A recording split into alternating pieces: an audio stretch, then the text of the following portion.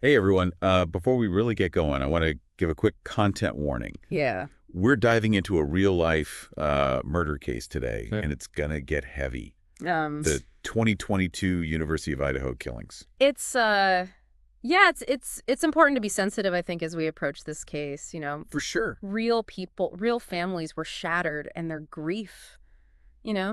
It's Yeah, something we need to acknowledge. absolutely. Mm, We're going into this with the utmost respect for the victims and anyone affected by this whole thing. right. So let's set the scene. Moscow, Idaho, quiet college town. Yeah. Last murder was in 2015, Right. November 2022. Mm-hmm. This peaceful community rocked by a crime that makes headlines across the country. It really, the setting itself is almost a character in this story because it wasn't, Yeah. a place where people were used to this kind of thing. This Well, was, students felt safe walking home at night. Neighbors knew each other. It was Yeah. a small town. Yeah. And that's what made these murders so shocking. It shattered that sense of security, for sure. The victims were 4 University of Idaho students. Right. Ethan Chapin, 20 Doncavs, Mm-hmm. 21 Xana 20, and Madison Mogan, 21. Mm-hmm. They were found stabbed to death in an off-campus rental house. Yeah, the details are chilling. Oh, yeah. And I think what immediately gripped the public was just the mystery Yeah. surrounding the case. There was no sign of forced entry. There was no weapon found.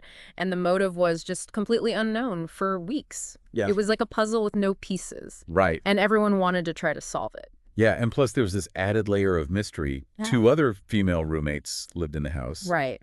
but they were unharmed. Yeah, that presence of surviving roommates added to the intrigue. I think a lot of people, and even law enforcement initially, were trying to figure out, Yeah. how could something this brutal happen and not everybody in the house be, Right. be working up or something. Yeah. And then there's the surviving roommate who saw the suspect. Right. Her account became central to the investigation. Yeah, and unfortunately a source of a lot of online speculation. Sure. The online world can be a breeding ground for rumors and misinformation, especially in high-profile cases like this. And, Yeah. Yeah. it's crucial to rely on verified information from official sources rather than getting swept up in speculation. For sure. Yeah. Sticking to the facts, let's go back to that night, November 12th, 2022. It started like any other Saturday night for college kids. Ethan Chapin and Xana were at a party at the Sigma Chi fraternity, while Madison Mogan and Kaylee Goncalves went to the Corner Club, which is a local bar. Yeah, and there's actually footage of Mojan and Goncalves at a food truck later that night. Oh, wow. Captured on a Twitch live stream. They're just chatting and laughing and, seemingly carefree. Yeah. It's just a haunting reminder that, this tragedy just unfolded on a perfectly ordinary night. It really does. Yeah, and they got a ride home. Mm-hmm. Not an Uber as initially thought, Right. but from a private party, according to the police. By 2 a.m., all 4 were back at the house. Right. Then things start to get strange. Between 2:26 and 2:52 a.m., Okay. there are 7 unanswered calls from Kaylee's phone to her ex-boyfriend, Wow. followed by 3 more calls from Madison's phone to the same number. Those unanswered calls have always stuck with me. What were they trying to communicate? Were they sensing danger? Yeah. It adds another layer of mystery, Yeah. even though the police, later cleared the recipient of those calls as a suspect. Yeah, a lot of speculation revolved around those calls initially. And then there's a DoorDash order for Xana. That gets delivered around 4 a.m. Okay. Not long before the estimated time of the murders, which is between 4 and 4:25 a.m. Wow. Now, this is where the surviving roommate's account becomes key. Right. According to the official affidavit, the document that lays out the legal basis for Kohberger's arrest, she woke up to what sounded like Kaylee playing with her dog, followed by one of her roommates saying something like, "There's someone here." It's at this point that the timeline takes on this kind of unsettling, it's almost cinematic quality. It does. Yeah, she opens her door, Mhm. doesn't see anything at first. Okay. Then she hears what sounds like crying coming from Xana's room and a male voice saying, "It's okay, I'm going to help you." Adding to the eeriness is the fact that, this account is supported by security camera footage. Oh, wow. From a nearby house around 4:17 a.m., the cameras picked up the sounds of whimpering, a loud thud, and a dog barking. It's like listening to a horror movie knowing what's about to happen. It really is. The roommate opens her door a third time, and that's when she sees him. Oh, gosh. The figure she described to police, a man about 5'10", athletically built, dressed in black clothing and wearing a mask. He walks right past her and out the sliding glass door. Can you imagine seeing that in your own house? I can't even imagine. I mean, it's no wonder she froze. Yeah. The fear must have been paralyzing. Absolutely.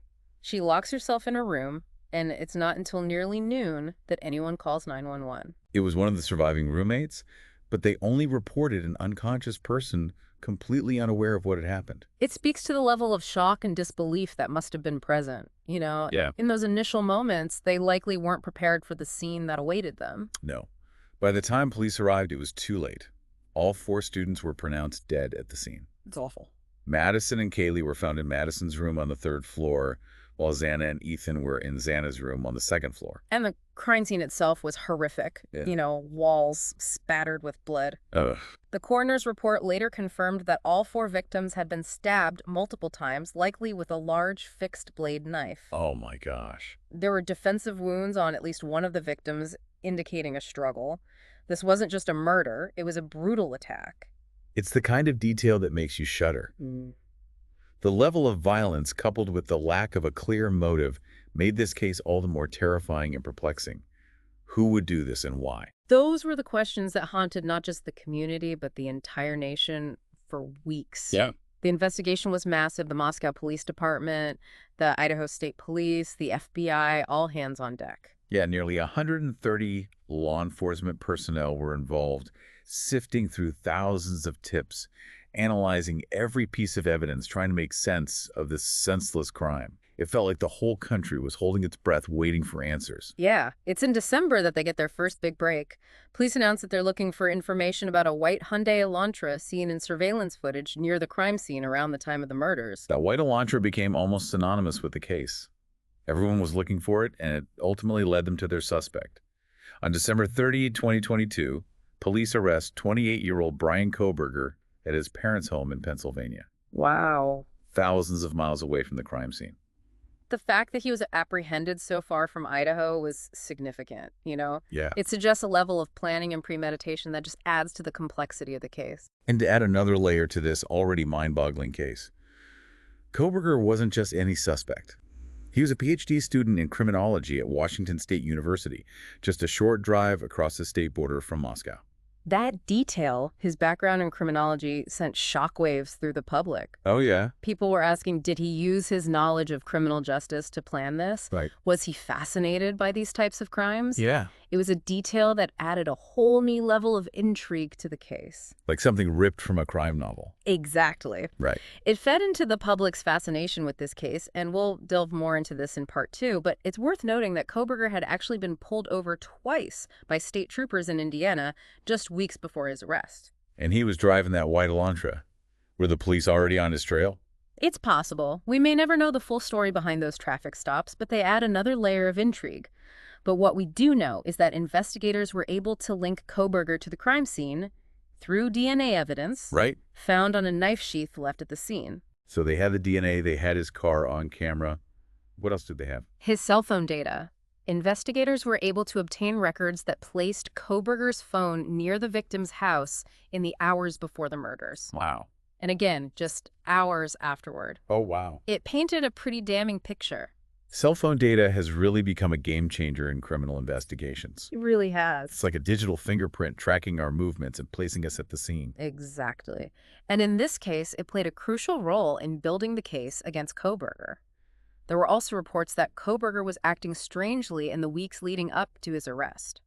Neighbors reported seeing him wearing surgical gloves and disposing of trash bags in their bins. That does sound like suspicious behavior, especially for someone with a background in criminology. What? Was he trying to cover his tracks? It's certainly possible his behavior raised red flags for those who observed it. But despite all of this, Kohberger has maintained his innocence throughout the legal proceedings. He's been charged with 4 counts of first-degree murder and 1 count of felony burglary. He initially chose to stand silent at his arraignment, leading the judge to enter a not guilty plea on his behalf. The case has been a whirlwind of legal maneuvers.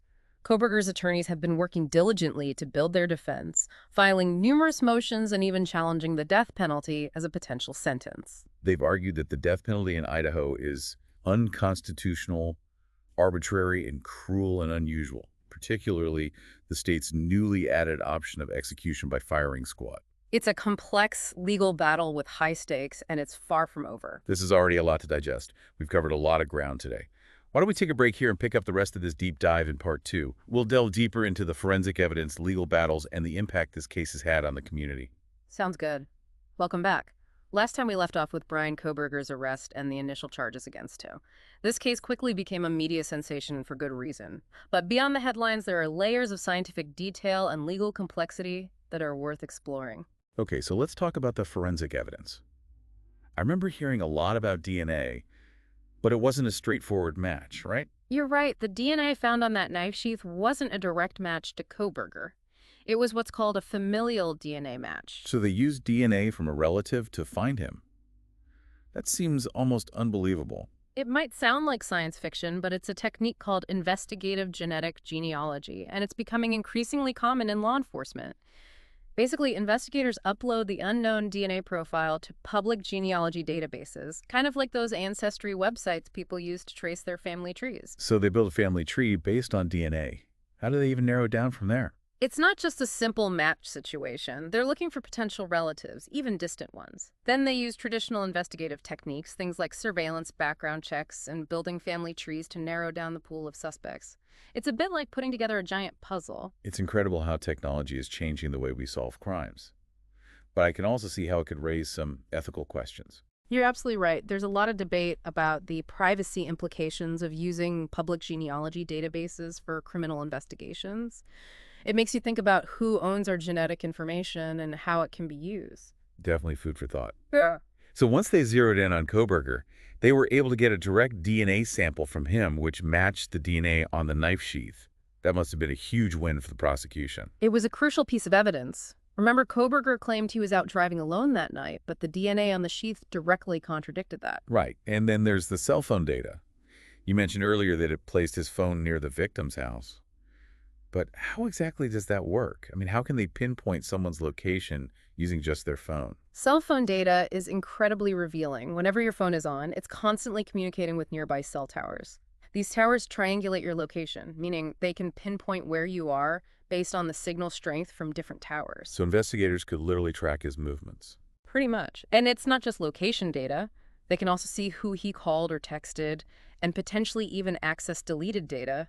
It's a powerful investigative tool. It's both fascinating and a little bit scary how much information our phones reveal about us. Okay, so they had the DNA, they had the cell phone data, and then they started digging into his background. And that's where things take another interesting turn, right? Exactly. Remember, Kohberger wasn't just a random guy. He was a PhD student in criminology specializing in criminal justice. A criminology student accused of murder. It's almost too perfect, like something out of a TV show. It definitely fueled public interest in the case, and it made people question his motivations. Was he drawn to criminology because of a morbid fascination with crime? Did he see this as some kind of twisted research project? It's impossible not to wonder about those things, but it's important to remember that we're speculating here. We don't know what was going on in his mind. Right. We have to avoid making assumptions based on his field of study. People study criminology for a variety of reasons, and most of them aren't planning to commit crimes. Okay, fair enough. Yeah. But it does add another layer of complexity to this already multifaceted case. So let's shift gears a bit and talk about the legal proceedings. It's been over 2 years since the murders, and the trial is still a long way off, right? That's right. The trial has been delayed multiple times due to various legal maneuvers and the sheer volume of evidence that needs to be processed. The trial is now set for August 2025. That's a long time for the families to wait for justice. I can't imagine what they're going through. Their pain and frustration are understandable. It's been a roller coaster of emotions for them: shock, grief, anger, and now the agonizing wait for the legal process to play out. And in the meantime, the legal teams are battling it out in court. Kohberger's attorneys are trying to get certain pieces of evidence suppressed, arguing that they were obtained illegally. That's a common legal tactic. They're essentially trying to poke holes in the prosecution's case by challenging the validity of the evidence. And what about the death penalty? I remember hearing that they were trying to get that taken off the table. They've argued that the death penalty in Idaho is unconstitutional and cruel and unusual punishment. It's been a highly contentious issue. I could see how it would be. It's a complex moral and legal debate, and it's playing out against the backdrop of this horrific crime. Exactly. And then there was the issue of the trial venue. It was originally scheduled to take place in Leda County, where the murders occurred, but Kohberger's attorney successfully argued for a change of venue. So why do they want to move the trial? They argued that Kohberger couldn't get a fair trial in Lada County due to the intense media coverage and the strong feelings in the community. It's interesting how media coverage can impact a trial even before it begins. It's a valid concern. The last thing you want is a jury that's already made up their minds before hearing all the evidence. So where is the trial going to be held now? It's been moved to Ada County, which is where Boise, the state capital, is located. The thinking is that a jury pool in a larger, more metropolitan area will be less likely to have been influenced by the pre-trial publicity. It makes sense. So the stage is set for what's sure to be a high-profile trial. But beyond the legal proceedings, this case has sparked a lot of broader conversations, hasn't it? Absolutely. It's raised questions about everything from forensic science and criminal profiling to the role of the media and the safety of college campuses. It's like this case has become a case study in so many different fields. It has. And I think those conversations are just as important as the legal outcome. We need to learn from these tragedies and find ways to prevent them from happening again. You mentioned campus safety. This case really shook a lot of people, especially students and their families. It's hard to grapple with the idea that something so horrific could happen in a place that's supposed to be about learning and growth. It's understandable that people are feeling anxious. You know, college is often the first time young people are living away from home, navigating a new environment. Yeah. And it's natural to feel vulnerable. This case highlighted those vulnerabilities in a very real way. How has the University of Idaho responded to these concerns? I imagine they've had to make some major changes to their security protocols. They have. Since the murders, they've implemented a number of new safety measures. Things like increased security patrols, more lighting on campus, expanded self-defense classes, and better resources for students who feel unsafe or need to report suspicious activity. So it sounds like they're taking a multifaceted approach, addressing both the physical environment and the need for support and awareness. Exactly. And it's not just about security personnel and infrastructure. It's about fostering a culture of community where students feel comfortable looking out for one another, reporting anything that seems off, and knowing that there are resources available if they need help. That sense of community was really apparent in the aftermath of the murders. I remember seeing images of candlelight vigils, people gathering to support the victims' families, and countless acts of kindness and generosity. It was a powerful testament to the resilience of the human spirit. Even in the face of such unimaginable tragedy, people came together to grieve, to offer support, and to try to make sense of what had happened. It speaks to that deep human need for connection, especially during times of crisis. It's a reminder that even in the darkest of times, we're not alone. Absolutely. Yeah. And it's important to acknowledge the strength and resilience of the victims' families. Yeah. They've endured an unimaginable loss, but they've also been incredibly vocal advocates for their loved ones, For sure. demanding justice and keeping their memories alive. I've been so impressed by their courage and determination. They've channeled their grief into action, establishing foundations in their children's names, working to improve campus safety, and speaking out against violence. Their dedication is truly inspiring. It's a reminder that even in the face of unimaginable pain, there's still room for hope and healing. And while this case has raised a lot of difficult questions, it's also prompted some important conversations about things like personal safety, the role of technology in investigations, and the impact of media coverage on high-profile cases. Yeah, it's like this case has become a catalyst for broader societal discussions, forcing us to confront some uncomfortable truths and to think critically about the systems and structures that shape our lives. It has. And while we may never fully understand what happened that night in Moscow or why the search for answers, the pursuit of justice, and the enduring impact of this tragedy will continue to resonate for years to come. This has been a heavy deep dive, but I think it's an important one. Definitely. These are conversations we need to be having. If you're out there listening and this case has impacted you in any way, please know that you're not alone. There are resources available, people who care, and communities that are ready to support you. If this case has left you with questions or thoughts, we encourage you to share them in the comments. Let's keep this conversation going. And as always, be sure to subscribe to The Deep Dive for more insightful explorations of the topics that matter most. We'll see you next time, and until then, keep seeking knowledge, keep asking questions, and keep diving deep.